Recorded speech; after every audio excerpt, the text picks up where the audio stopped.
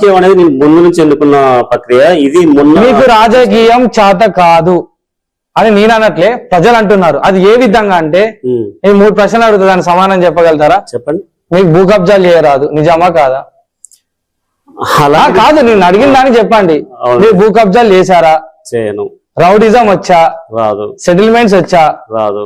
అలాంటప్పుడు రాజకీయం ఏ విధంగా చేస్తారు అమేజింగ్ స్టార్ వేముల అశోక్ గారు అని ప్రజలు అంటున్నారు. వాళ్ళకి ఏం సమాధానం చెప్తారు? ఇప్పుడు ప్రజలలో ఏముందంటే, ఒక ఎమ్మెల్యే పదవి కావాలంటే చదువు అవసరం లేదు, సెటిల్మెంట్స్, మీకు ఓటేస్తున్నాం, మన డబ్బులు ఇస్తున్నారు అన్నట్టు అవుతున్నారు. అలా వాళ్ళకు మీరు ఎలాంటి సమాధానం చెప్తారు? కానీ రాజకీయం అంటే ఏంటి? రాజకీయం అంటే 100% సేవ.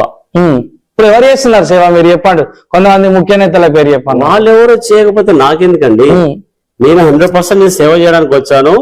మీరు చెప్తున్న భూ కబ్జాలు, సెటిల్మెంట్స్ ఏవైతే ఉన్నాయో అవన్నిటినీ కూకటి వెళ్ళతో తీసేయాలని చూస్తున్నాను. నేను అవన్నిటిని పీకేసి ప్రక్షాళన చేయాలనుకుంటున్నాను. ఇప్పుడు మీకు రౌడిజం చేత కాదు, మీకు రావడం లేదు, మీరు ప్రజలకు మంచి చేద్దామని వచ్చారు. అవును.